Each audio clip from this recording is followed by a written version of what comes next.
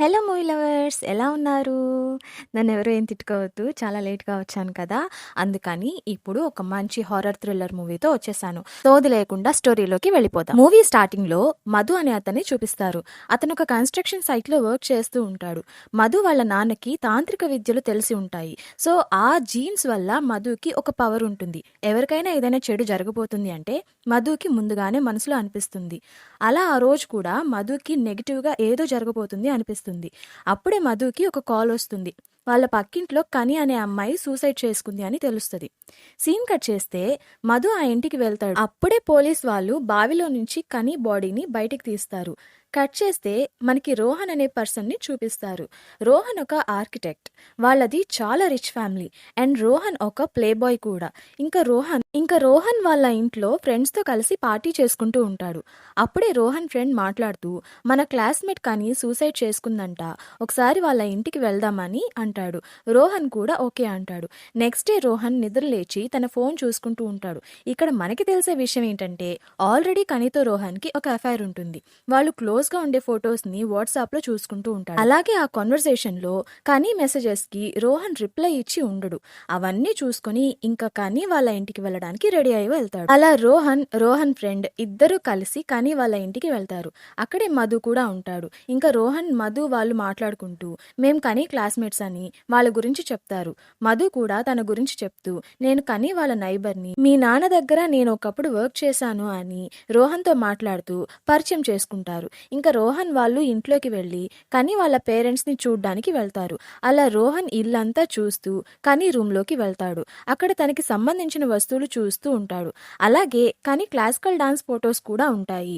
అవి అన్ని చూస్తూ కనీ హెయిర్ క్లిప్ ఒకటి తీసుకుంటాడు. ఇంకా అక్కడి నుంచి వచ్చి కనీ వాళ్ళ బ్రదర్ కిరణ్ దగ్గరికి వెళ్తాడు. కిరణ్ ఏమో ఇంట్లో ఏం జరగలేదు అన్నట్టు నార్మల్ గా బాల్ తో ఆడుకుంటూ ఉంటాడు. ఇంకా రోహన్ కిరణ్ ని ఓదార్చాలి అని మాట్లాడుతూ ఉంటాడు. కిరణ్ కూడా తన కజిన్స్ ని రోహన్ కి పరిచయం చేసి సిగరెట్ తాగుతాడు. రోహన్ కూడా సిగరెట్ తాగుతూ ఏమైనా ప్రాబ్లం ఉంటే చెప్పు, నేను చూసుకుంటాను అని ధైర్యం చెప్తాడు. కానీ కిరణ్ ఏమో నాకేం ప్రాబ్లం లేదు, ఉండే ప్రాబ్లం ఒక్కటే, నాకు నిద్ర పట్టడం లేదు. ఎందుకంటే కిటికీ తెరిస్తే నాకు కనిపించేది ఆ బావే. యాక్చువల్గా కనీని నేను ఫస్ట్ చూసింది నేనే. మార్నింగ్ నార్మల్గా బావి దగ్గరికి వచ్చి చూస్తే ఏదో క్లాత్ కనిపించింది. ఇంకా నాకు డౌట్ వచ్చి అమ్మ వాళ్ళని పిలిపించాను. ఇంకా నాకు ఎక్కువ గుర్తుండేది కనీ ఫేస్.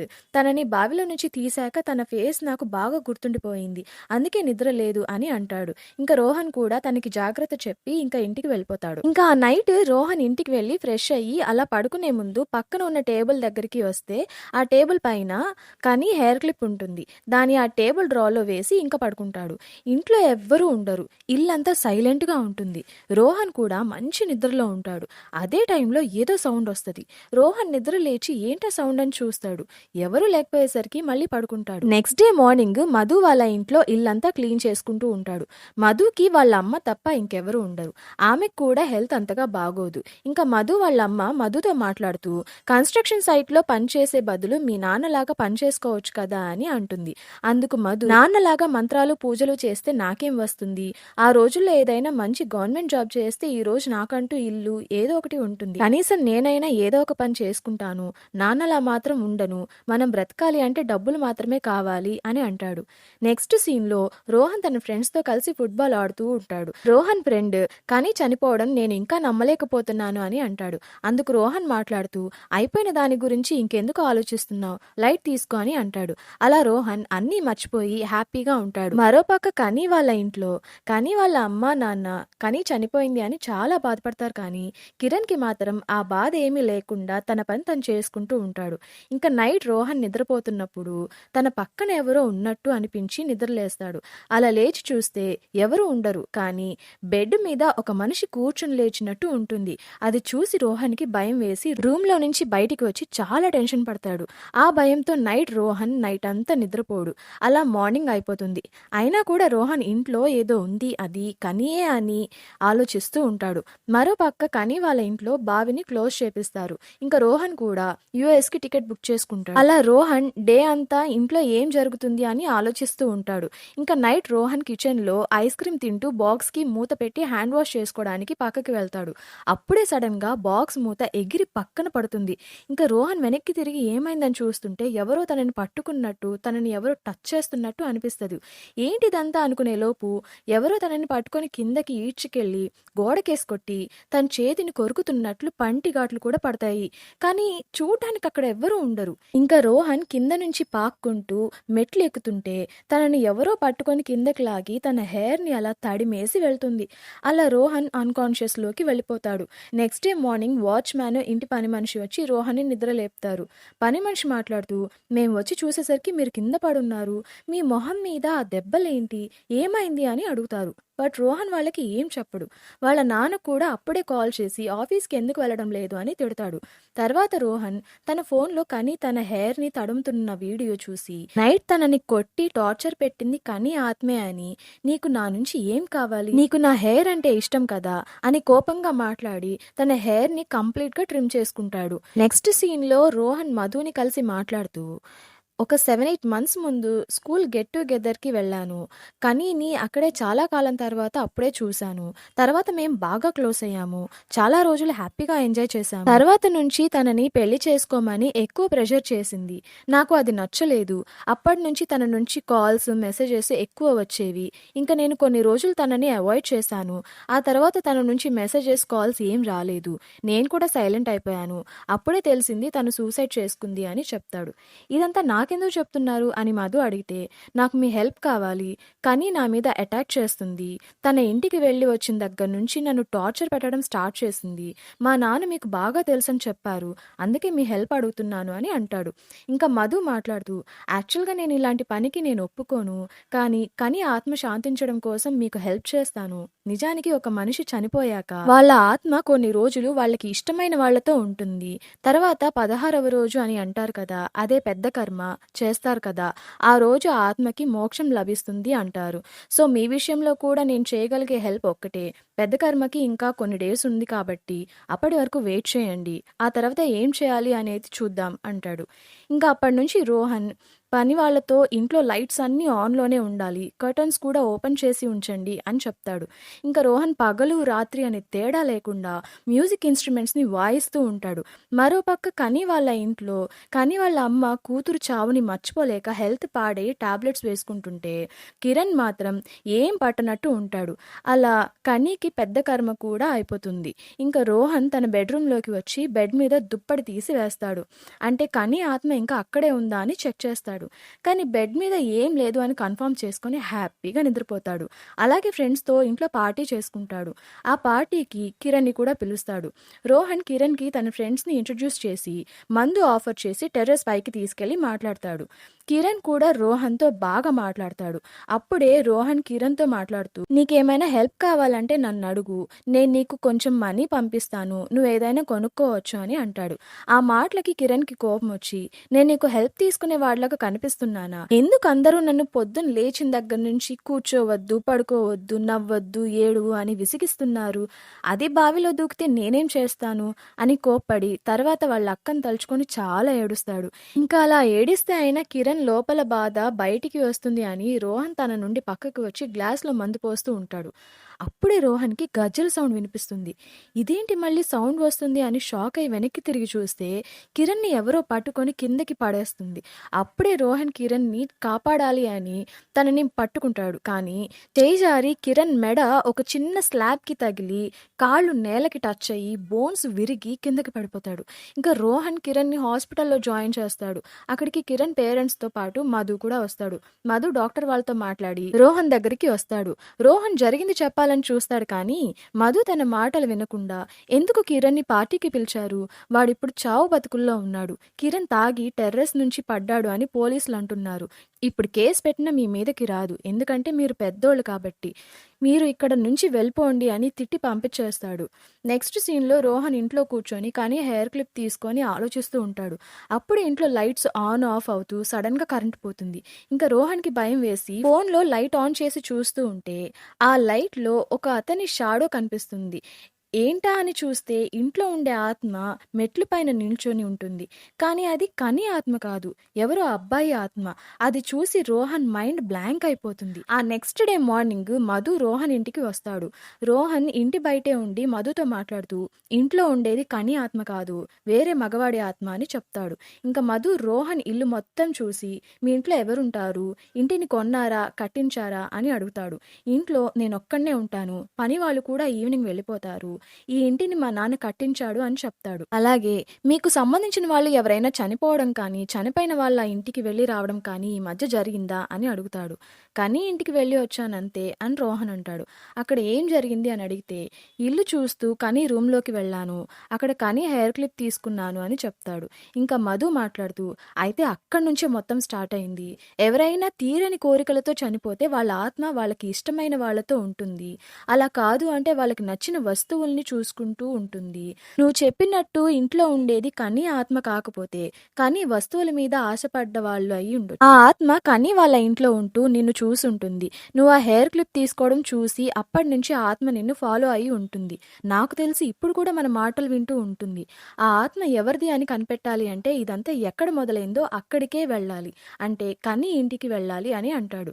అలా రోహన్ మధు ఇద్దరు కలిసి కని వాళ్ళ ఇంటికి వెళ్తారు. ఇంకా మధు రోహన్ కని రూమ్లోకి వెళ్ళి చూస్తే కని గజ్జలు కనపడవు. అది చూసి మధు మాట్లాడుతూ గజ్జలు మిస్ అయ్యాయి. బహుశా మీ వెంటపడేవాడే ఆ గజ్జల్ని తీసుంటాడు అని అంటాడు. అందుకు రోహన్ కని లైఫ్లో ఇంకొకరు ఉంటారు అని నేను అనుకోవడం లేదు. తను చాలా అమాయకురాలు అని అంటాడు.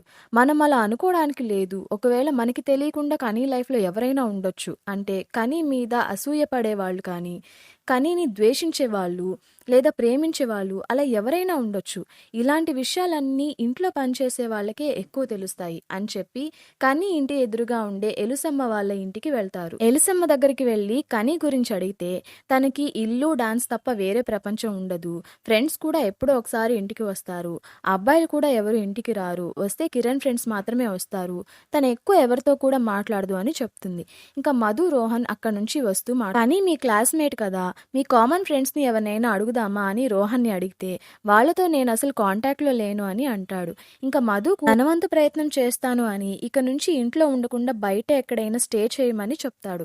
ఇంకా రోహన్ ఇంటి బయట నుంచే పని వాళ్ళతో బ్యాగ్ తెప్పించుకొని పని వాళ్ళని ఇంట్లో ఉండొద్దు అని చెప్పి వెళ్ళిపోతాడు. నెక్స్ట్ సీన్లో రోహన్ వాళ్ళ అమ్మకి కాల్ చేసి మాట్లాడి ఫోన్లో కని ఫోటోని చూసి కనికి సారీ చెప్తాడు. సీన్ కట్ చేస్తే మధు వాళ్ళ ఇంట్లో అన్నం తింటూ ఉంటాడు. అప్పుడే గజ్జలు కట్టుకొని ఎవరు వస్తున్నట్టు డోర్ ఓపెన్ అవ్వడం, చైర్ వెనక్కి లాగడం చూసి మధు భయపడి దేవుడి రూమ్లోకి వెళ్ళి డోర్ వేసుకొని దీపం పెట్టడానికి ట్రై చేస్తాడు. అప్పుడే డోర్ మధ్యలో ఎవరో వచ్చినట్టు షాడో పడుతుంది. ఇంకా మధు దీపం వెలిగించేసరికి ఆ షాడో కోపంగా అక్కడ నుంచి వెళ్ళిపోతుంది. ఇంకా మధు బయటికి వచ్చి వాళ్ళ అమ్మ దగ్గరికి వెళ్ళి తనకేం కాలేదు అని చూసి ఉప్పు తీసుకొని ఇల్లంతా చల్లుతాడు.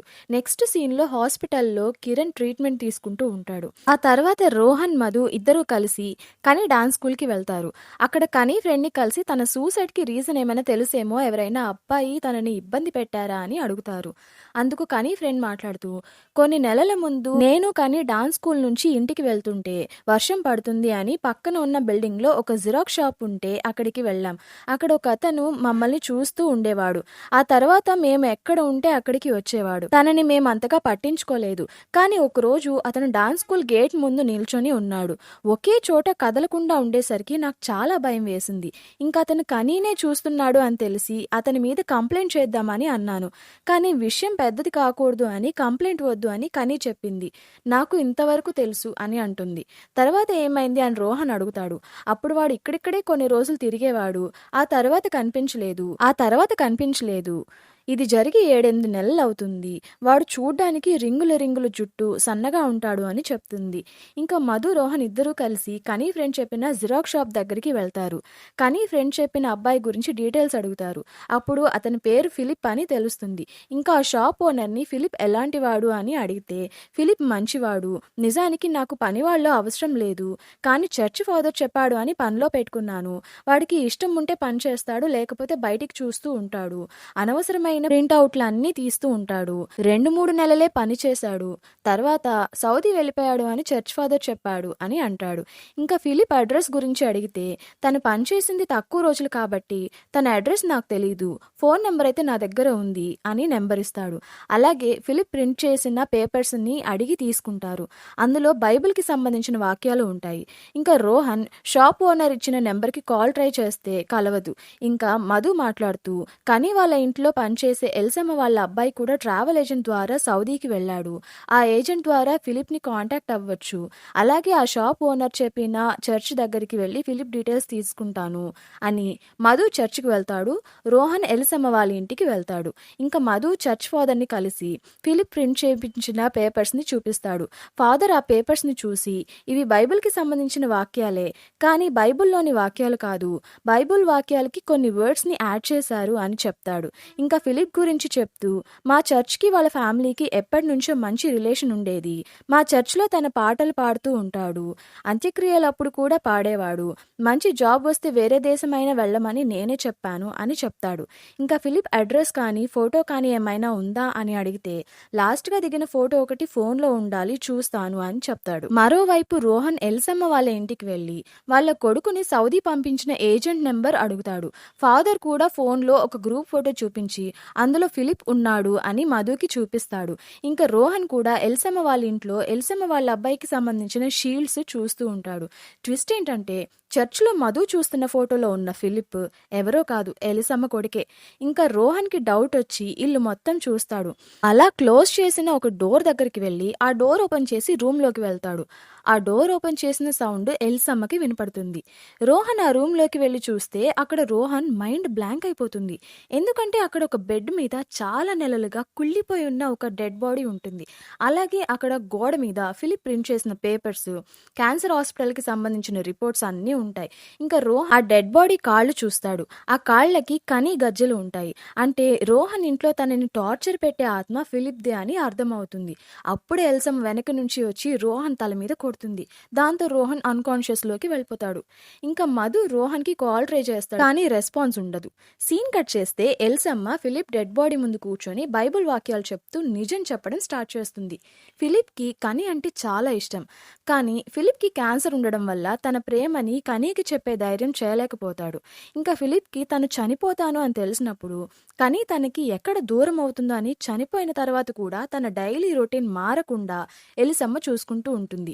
ఇంకా ఫిలిప్ చివరి రోజుల్లో కనీ ఫేస్ ని మర్చిపోతున్నాను అని ఎలిసమ్మకి చెప్పగా ఎలిసమ్మ కనీ ఇంట్లో పనిచేస్తూ కనీ ఫోటో, అలాగే కనీకి సంబంధించిన వస్తువులన్నీ తీసుకొస్తూ ఉంటుంది. అలా ఆ కనీ థింగ్స్ ని చూసి ఫిలిప్ చాలా హ్యాపీగా ఫీల్ అయ్యేవాడు. అలా ఒక రోజు కనీ గజ్జలు తెచ్చి ఫిలిప్ కాళ్ళకి కట్టేసరికి ఇంకా హ్యాపీగా ఫీల్ అవుతాడు. అలా ఫిలిప్ కనీ మీద చాలా ప్రేమ పెంచుకుంటాడు. కనీని ఎవరైనా ఇబ్బంది పెట్టినా, తనని బాధ పెట్టినా ఫిలిప్ కి అస్సలు నచ్చదు. అలా ఫిలిప్ కనీ విషయంలో చాలా పొసెసివ్ అయిపోతాడు. కనీ వస్తువుల్ని చూసి ఎంత సంతోషపడ్డాడో ఆ సంతోషమే ఫిలిప్ చనిపోయినా కూడా తన ఆత్మ ఎక్కడికి వెళ్లకుండా కిందే ఆగిపోయేలా చేస్తుంది.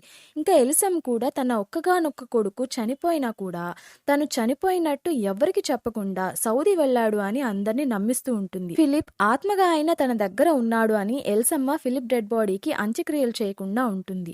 అలాంటి టైంలో ఫిలిప్ గురించి నిజం తెలుసుకొని రోహన్ వచ్చేసరికి ఫిలిప్ ఎక్కడ దూరం అవుతాడో అని రోహన్ని అక్కడే పాతి పెట్టాలని చూస్తుంది. అలా నైట్ అయిపోతుంది. మధు కూడా ఎల్సమ్మ ఇంటికి వచ్చి చూస్తే ఎల్సమ్మ రోహన్ని పాతి పెట్టడానికి గొయ్యి తవ్వుతూ ఉంటుంది. అది చూసి మధుకి ఎల్సమ్మ రోహన్ని ఏదో చేసింది అని భయం వేసి లోపలికి వెళ్ళి చూస్తే రోహన్ అన్కాన్షియస్ గా పడి ఉంటాడు. ఇంకా రోహన్ని లేపుతాడు. అలాగే ఫిలిప్ డెడ్ బాడీని కూడా చూస్తాడు. ఇంకా మధుతో రోహన్ మాట్లాడుతూ పోలీస్కి కాల్ చేయాలి, ఈ బాడీని కాల్ చేయాలి అని అంటాడు. అయితే మధు ఫిలిప్ కాళ్ళకి ఉన్న కనీ గజ్జల్ని తీసేస్తే ప్రాబ్లం సాల్వ్ అయిపోతుంది అని అంటాడు.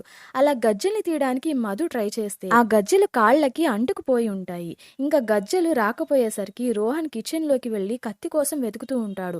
మధు కూడా గజ్జెల్ని తీయడానికి ట్రై చేస్తూ ఉంటాడు. అప్పుడే కరెంట్ పోతుంది. గజ్జెల సౌండ్ వస్తుంది. అంటే ఫిలిప్ ఆత్మ అక్కడికి వచ్చి మధు ఉన్న రూమ్ని డోర్ క్లోజ్ చేస్తుంది. మరోపక్క ఎల్సమ్మ రోహన్ని చంపడానికి తనని కొడుతూ ఉంటుంది. రోహన్ కూడా ఎల్సమ్మ నుంచి తప్పించుకోవడానికి చాలా ట్రై చేస్తాడు. ఇంకా మధు కూడా డోర్ ఓపెన్ చేయడానికి ట్రై చేస్తూ ఉండగా ఫిలిప్ డెడ్ బాడీ పైకి లేస్తుంది. ఈలోపు రోహన్ ఎల్సమ్మ నుంచి తప్పించుకుంటూ ఎల్సమ్మని వెనక్కి నెట్టేస్తాడు. అలా ఆమె కింద ఒక మెట్టు మీద పడి అన్కాన్షియస్ లోకి వెళ్ళిపోతుంది. ఇంకా రోహన్ మధు దగ్గరికి వెళ్ళేసరికి మధు కింద పడి మాట్లాడలేకపోతాడు. రోహన్ మధుని పైకి లేపడానికి ట్రై చేస్తాడు. ఇంకా ఇలా కాదు అని కొడవలు తీసుకొచ్చి డెడ్ బాడీకి ఉన్న గజ్జల్ని కట్ చేస్తే అవి రావు. అందుకని ఫిలిప్ కాళ్ళని కట్ చేస్తే ఆ కాళ్ళని మంటల్లో వేస్తాడు. అలా కని గజ్జల్లో ఉన్న ఫిలిప్ ఆత్మ మంటలతో పైకి ఎగిరిపోతుంది. ఆ నిప్పు రవ్వలు ఫిలిప్ బెడ్ పైన పడి బెడ్తో పాటు ఫిలిప్ డెడ్ బాడీ కూడా కాలిపోతుంది. అలా ఇల్లంతా మంటలు వచ్చేసరికి ఎల్సమ్మ కొడుకు బాడీ తగలబడిపోతుంది అని ఏడుస్తూ ఉంటుంది. ఇంకా రోహన్ ఎల్సమ్మని మంటల్లో నుంచి బయటికి తీసుకొచ్చేస్తాడు. ఇంకా మధుని కూడా బయటికి తీసుకొచ్చేస్తాడు. ఇంకా next day morning Madhu construction సైట్లో ఉంటాడు. అప్పుడే జార్జ్ అనే అతను మధుని వెతుక్కుంటూ వచ్చి తనకి బాగా తెలిసిన ఫ్యామిలీకి ఒక ప్రాబ్లం ఉందని చెప్తాడు. అదేంటంటే ఆ ఫ్యామిలీకి ఒక ఇల్లు ఉండేది. ఆ ఇంట్లో లాస్ట్గా రెంట్కి ఉంది ఒక తల్లి కొడుకు. ఆ తర్వాత నుంచి ఆ ఇంట్లో ప్రాబ్లంగా ఉంటుంది. ఆ ఇల్లుని రెంట్కి ఇవ్వలేక అమ్మలేక ప్రాబ్లం అవుతుంది. ఒకసారి మధుని వచ్చి చూడమని అడుగుతాడు. ఇంకా మధు కూడా వస్తాను అని చెప్తాడు. ఇంకా అప్పుడే రోహన్ కూడా వచ్చి నేను యుఎస్ వెళ్ళిపోతున్నాను, వెళ్లే ముందు నేను కలిసి వెళ్దామని వచ్చాను అని మాట్లాడతాడు. అలాగే కిరణ్ని కూడా కలిశాను, ఇప్పుడు బాగానే రికవర్ అవుతున్నాడు అని చెప్తాడు. ఎల్సమ్మ గురించి అడగ్గా మధు మాట్లాడుతూ ఎల్సమ్మని వాళ్ళ బ్రదర్ వచ్చి తీసుకెళ్లాడు అని విన్నాను. పాపం ఆవిడకి ఒకగానొక కొడుకు. ఇక్కడ సమస్య ఏంటంటే ఎవరు వాళ్ళకి ఇష్టమైన వాళ్ళని అంత ఈజీగా వదులుకోలేకపోతున్నారు అని అంటాడు. అలాగే మీ నాన్నగారిని అడిగాను అని చెప్తాడు. నెక్స్ట్ సీన్లో రోహన్ యుఎస్కి వెళ్ళడానికి బ్యాగ్ అంతా ప్యాక్ చేసుకుంటూ ఉంటాడు. అప్పుడు బెడ్రూమ్ నుంచి సౌండ్ వస్తుంది. ఏంటా అని వెళ్ళి చూస్తే కని హెయిర్ క్లిప్ బెడ్ మీద పడి ఉంటుంది. ఇంకా రోహన్కి డౌట్ వచ్చి బెడ్షీట్ని తీసివేస్తాడు. అంతే, ఆ బెడ్ పైన ఎవరో ఉన్నట్టు బెడ్షీట్ ఆ మనిషి మీద పడ్డట్టు ఉంటుంది. అది చూసి రోహన్ భయపడుతూ బెడ్షీట్ చిన్నగా తీసి చూసి రోహన్ భయపడతాడు. అంతే, మూవీ ఎండ్ అయిపోతుంది.